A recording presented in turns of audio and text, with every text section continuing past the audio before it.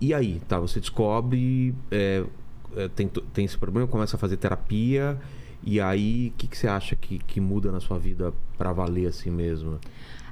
Daí o auge da minha... Rebeldia? Da minha rebeldia foi com 17 anos. Com 16 para 17 anos. Daí eu joguei tudo pro alto, assim. Eu estudava no Bandeirantes, que é um colégio muito rígido. Bom, que exigia bastante, mas eu ia de mal a pior. Eu sempre tava...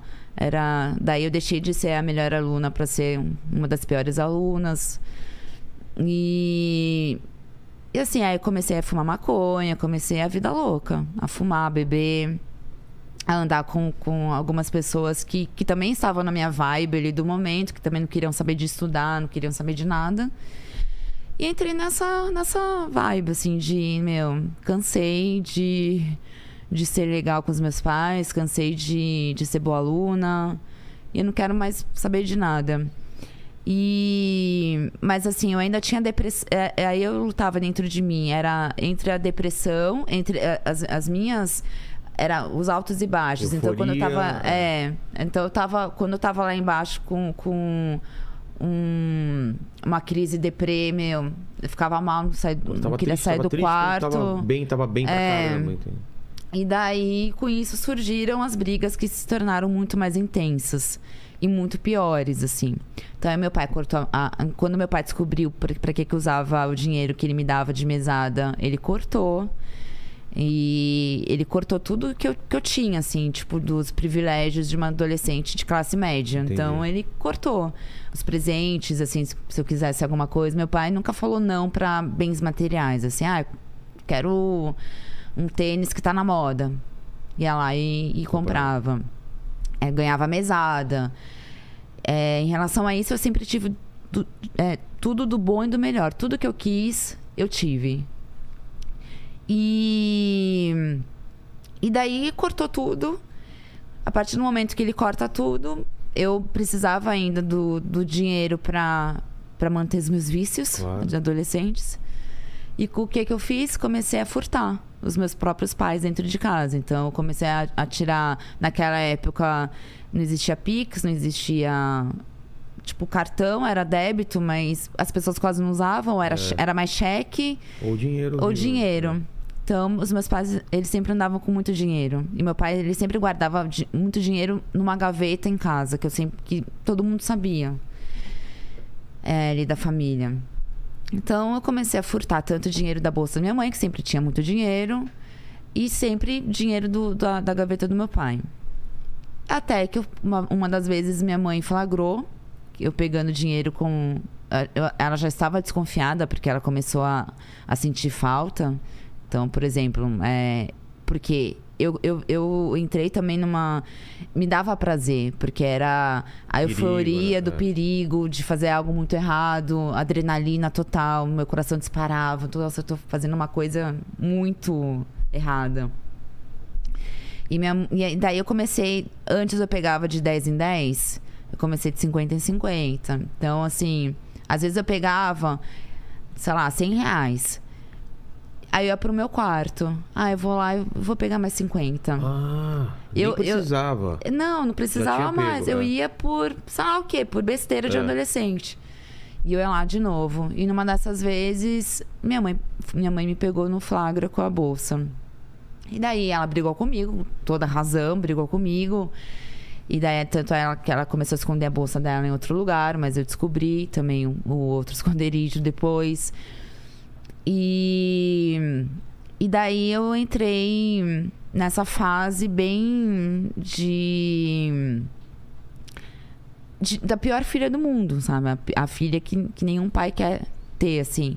E ao mesmo tempo, foi bem a fase de descobertas sexuais, né? Então eu queria namorar, eu queria sair, eu queria saber eu queria iniciar minha vida sexual também.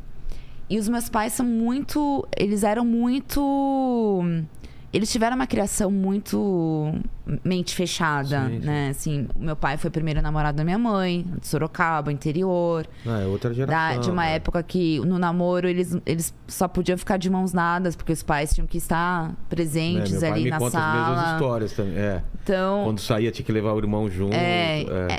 esse era o namoro deles. E daí chegou Raquel, escorpiana, querendo fazer não é assim, acontecer. E as brigas começaram. E meu primeiro namoradinho foi nessa época.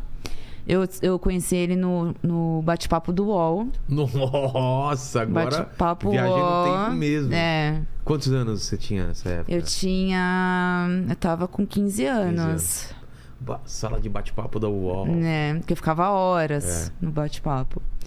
Internet de escada, né? É. E daí, esse meu primeiro namoradinho, ele era office boy. Tá. E quando meu pai descobriu, e daí ele foi, eu contei pros meus pais que era o primeiro namorado, eles entenderam da maneira deles. Um dia, no domingo, minha mãe fez almoço pra conhecer esse meu namoradinho e tal. E quando meu pai perguntou pra ele a profissão... Porque meu pai tinha me perguntado já. O que ele faz? Só que eu falei pra ele que ele estudava, tá. né? Que ele estudava, tal. Porque eu sabia que meu pai já não ia aceitar. Porque pro meu pai era assim... na cabeça dele, o homem, ele tinha que... era o que ele queria para as filhas dele. Então, a mulher tem que ter sua independência financeira. Só que o homem também tem que estar acima. Prover, né? Então, o dinheiro da mulher é da mulher. Mas o homem que tem que bancar toda a família e tal. Era o pensamento do meu pai. Quando meu pai descobriu que o menino era office boy, ele deu um show. No ele almoço. falou, eu não pago bandeirantes pra você namorar um office boy, eu não faço isso e aquilo. E jogava tudo na cara. Isso que era ruim, porque meu pai, ele jogava na cara. Eu faço isso, ele fazia, ele jogava na cara. Eu faço isso pra você e você vem aqui com um office boy. Que ele nunca vai poder te dar nada. Nunca vai poder, né, te dar uma vida digna, não sei o quê. E eu comecei a brigar com meu pai. Porque eu gostava muito... Era o primeiro namoradinho, gostava muito dele e tal. E comecei a brigar muito, assim, com meu pai. Defendendo meu namorado, na época. E as brigas começaram a ficar cada vez mais intensas, piorando cada vez mais. E chegou um momento, assim, que eu... então. E daí, esse meu namorado, ele era virgem também. E meus pais foram viajar. Me deixaram sozinha com a empregada dormia em casa. E eu armei todo um plano dentro da minha cabeça, que era, a empregada dormia muito cedo. Sei. Aí eu esperei ela dormir. Isso já tudo combinado com meu ex-namorado.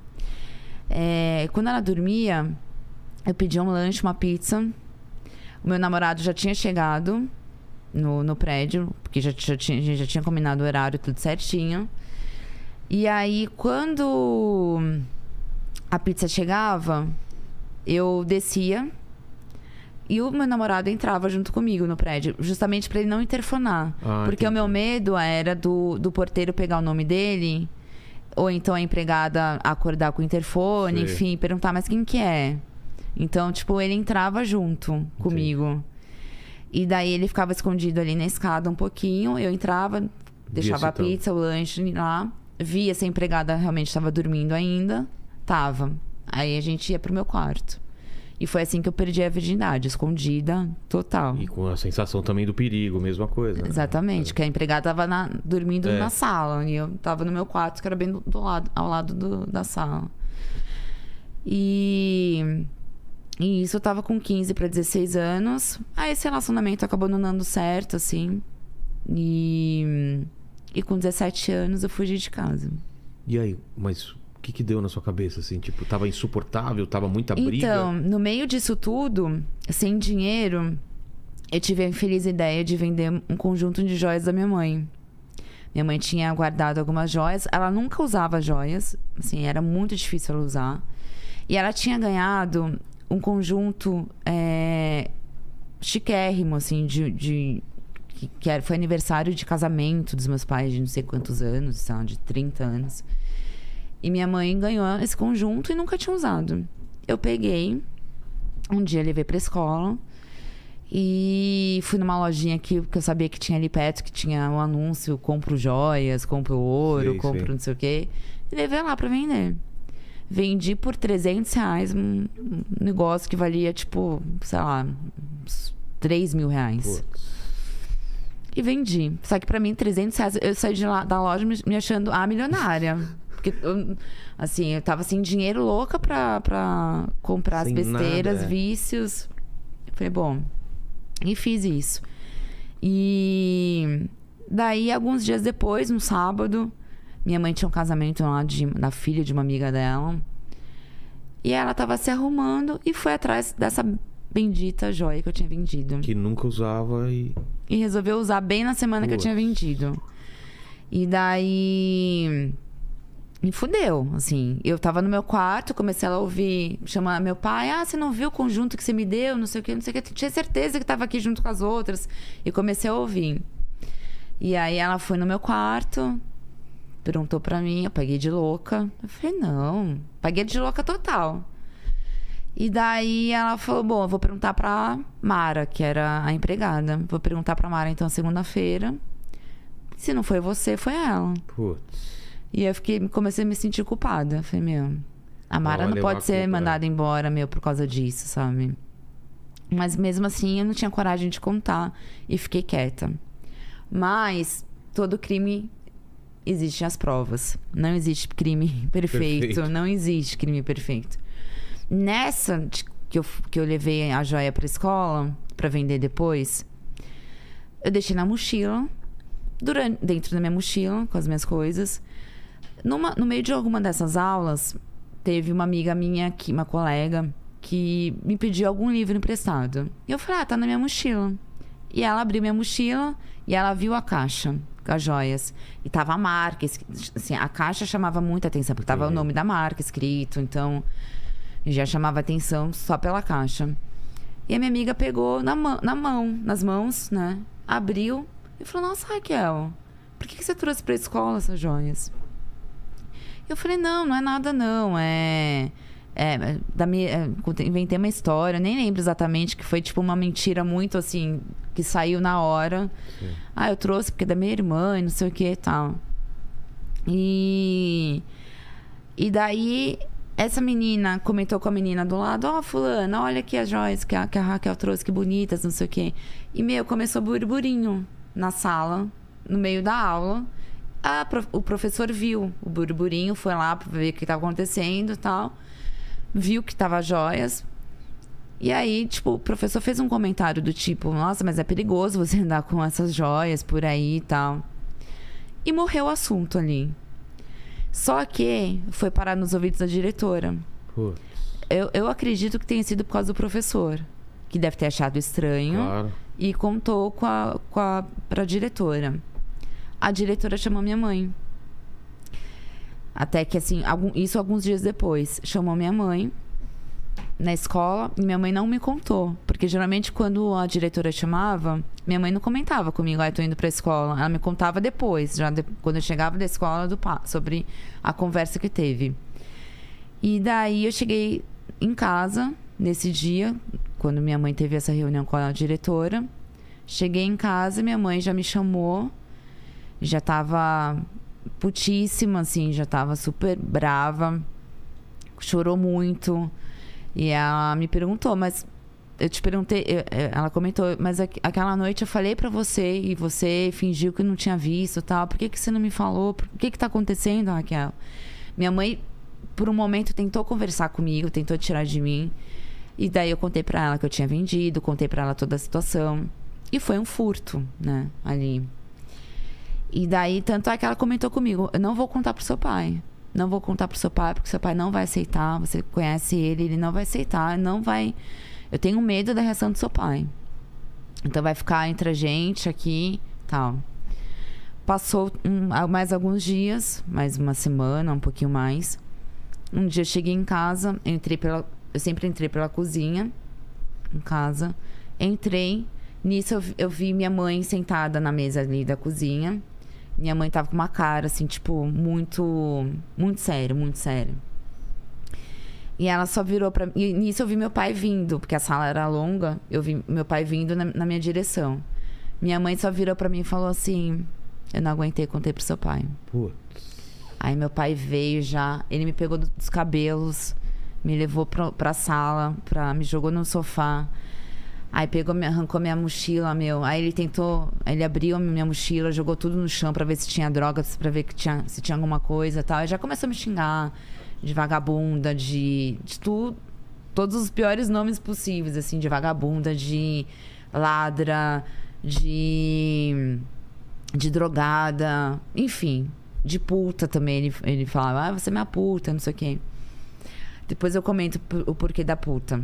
Mas você batia a boca ou você ficava quieta? Eu batia a boca. Eu me defendia. Tá. Só que nesse dia eu não me defendi. Porque eu sabia que eu estava errada. Eu sabia o quanto eu estava errada ali. E que eu tinha que aceitar a reação dele, né? Eu não podia também esperar menos do que isso. Assim, uma reação diferente do que essa. E daí aceitei. Meu pai bateu muito em mim. Muito, muito, muito. E aí chegou no momento que até eu tava cansada de levar tapa dele. Porque ele batia com a mão dele tava roxa, assim. Nossa. Roxa já.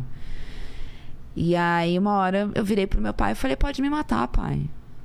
Me mata. Eu sei que o senhor tem vontade de me matar, pode fazer o que quiser comigo. E aí piorou, porque ele ficou com mais raiva de mim e foi. Mas eu falei isso também um pouquinho pra provocar. Assim, é óbvio que eu imaginava que meu pai não fosse me matar, não fosse fazer nada. Bom, passou esse dia. Meu pai me bateu em vários outros momentos, assim. Ele descontou, acho que tudo que ele guardava, todas as vontades que ele teve vontade de bater em mim, que ele não deixou de bater, ele aproveitou nesse dia, descontou. E a partir daí eu comecei a ser tratada como uma visita. Uma visita. Uma estranha, hein, cara? Uma visita. Então, meus pais, eles começaram a trancar o quarto deles. Eu só tinha acesso ao meu quarto, ao banheiro, à sala e à cozinha, só. O resto dos cômodos, eles trancavam tudo. Na hora, quando chegava a noite, eles trancavam as portas do apartamento, da cozinha, da sala, né? E escondiam as chaves, levavam as chaves com eles pro quarto. Então, se eu quisesse sair à noite, eu não conseguia. E, assim, eles começaram a me tratar realmente ali como a pior... como realmente uma bandida, né? Assim, uma meliante total.